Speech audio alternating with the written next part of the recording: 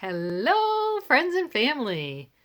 It's day 64, cycle 3, day 21.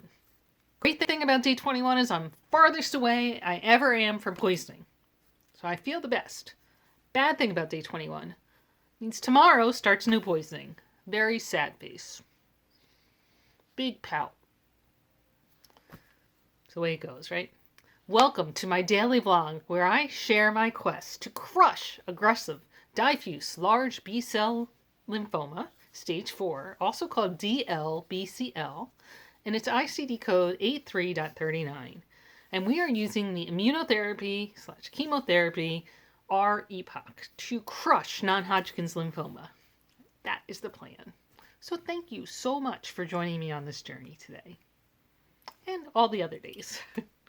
Let's get into my mental health HeadSpace Noodle. I'm going to do something a little bit different today. So, I think this is going to be the title of the video. I am an inspiration, apparently. That's my title. I have a quote. Should we do the quote first, and then we'll talk about how I came up with the title? Let's do that. All right, so I'm going to just replace my face with the quote, because it's on one of these lovely cards. I've already taken a picture, so I can just stick it up there. All right, here we go. The only person you are destined to become is the person you decide to be. Anne F. Caron. That was a pretty good one, right? Okay. Next is something a little bit different. So I had a conversation today with a coworker at work while we were in a meeting. So I don't remember what the context was, but we were talking about this and that, about the context of the meeting, and I said something about, with the chemo, sometimes I make the wrong assumptions, or, whatever, the brain or whatever, or I forget what led into it. But the coworker said, in terms of the chemo, I don't know how you do it. And she was basically saying, I don't know how you continue to come to work, and so forth and so on. And so I gave her my, you guys know I'm pretty transparent. So I said, there are good days and bad days. I've vlogged about some bad days recently on my YouTube channel, but I am unwilling to not live every day. Tomorrow is never guaranteed, and I'm not going to lie around waiting until I'm done with this phase. I'm going to live it, the good and the bad. Essentially what I'm saying, and I think it through is, if I just kind of lay around and don't live my life while I'm fighting cancer, then cancer has won. Whether I beat it at the end or not, it's winning the daily battles, right? I recognize that there are days when I have to lay around, right? When those days are coming. By next weekend, maybe in the middle of next week to next weekend, I'm not going to feel good. We know that. We've proven that 3 times over. I'm sure the 4th time won't be any different. And I have to listen to my body, and I need to let it heal and relax and focus inwardly and heal. But on the other days, if I just continue to say, well, I'm battling cancer, you could see I'm sick, look at my hair and my blah, blah, blah, and, I can't do this and I can't do that. At the end of the day, you got to live. That's my opinion. So, and then I continued on in this particular conversation and said, certainly better than the alternative. I'm going to live the good and the bad. Better than the alternative, which is not living, right? I'm not into that.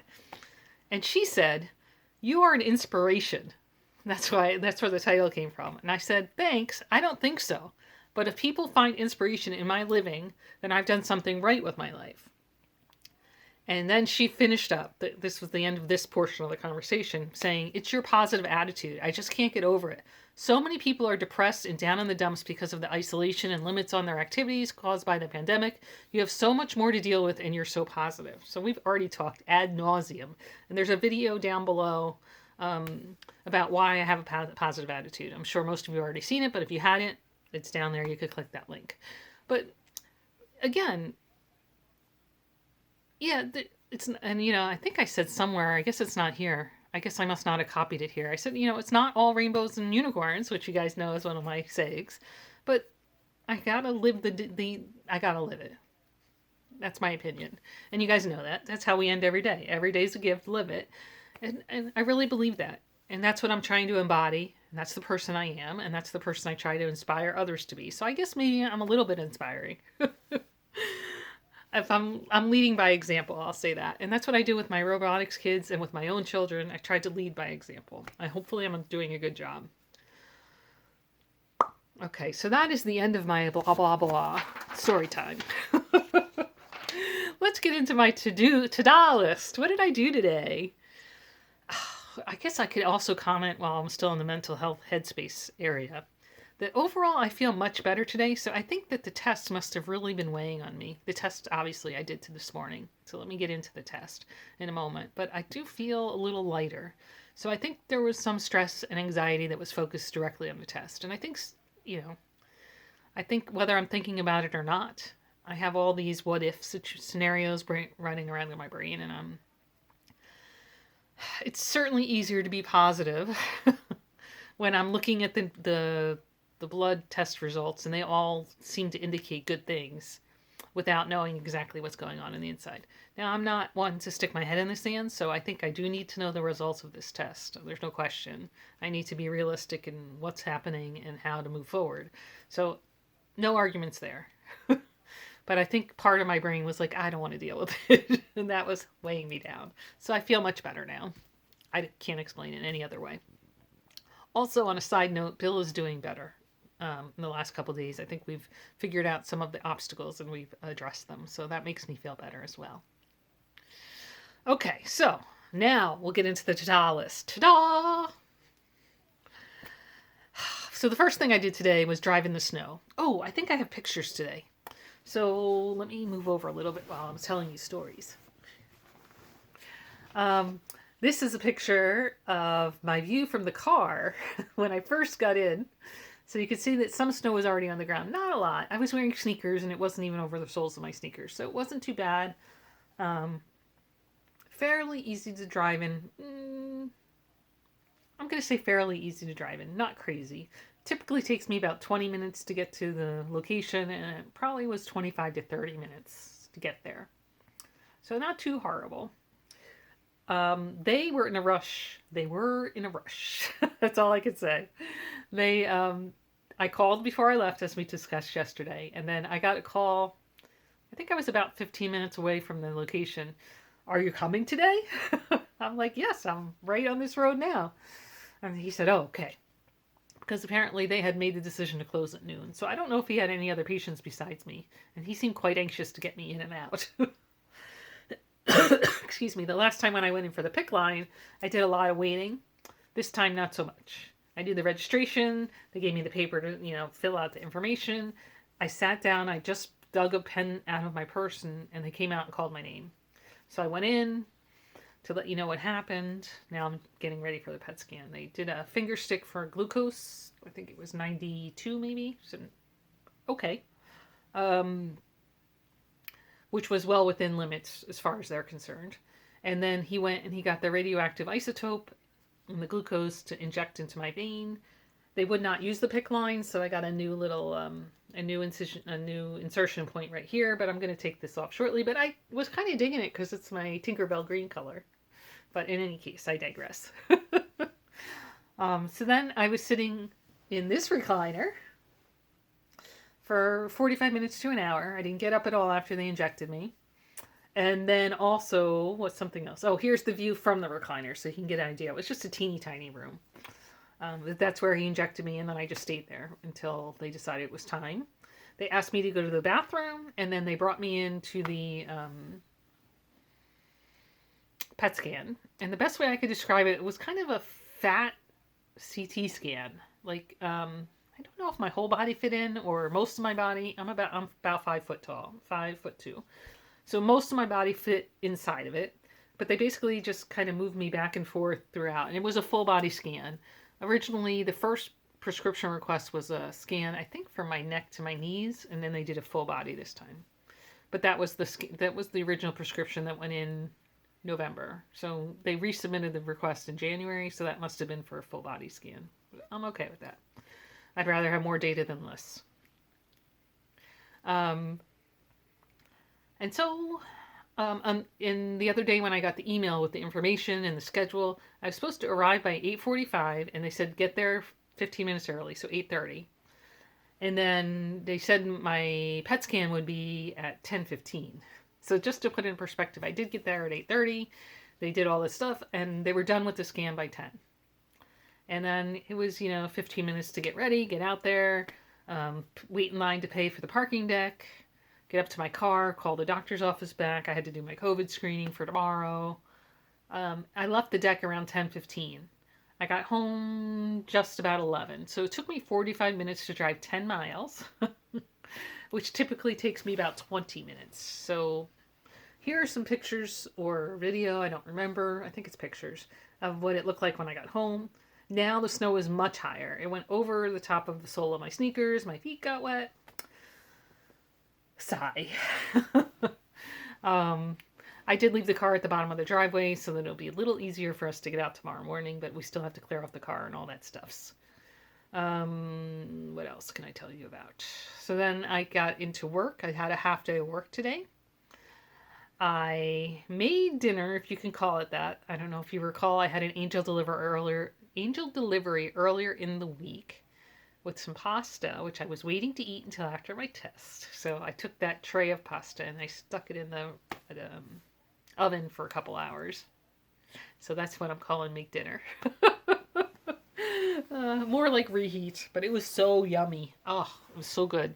Yum, yum, yum. Oh, and I forgot to mention, when I got back to my car, I had some peppermint tea that was still warm because I had it like in a hydro flask thermos type of thing, and oatmeal raisin cookie because I couldn't eat those cookies all week, and I was like, well, I think that's a good breakfast. Had oatmeal and raisins. That's pretty good. In any case. So as you've already noticed, I stopped or broke my low carb diet. Probably there's something to be said for keeping the low carb diet to some extent, but right now I'm not going to fuss on that stuff. I'm focused on crushing lymphoma, so we'll see where we're going. All right, and the last thing today, when I walked into the radiology, and when I left, I turned on my charity miles. I accumulated maybe a half mile altogether. It's so sad. I walked down 8 flights of stairs to get to my appointment.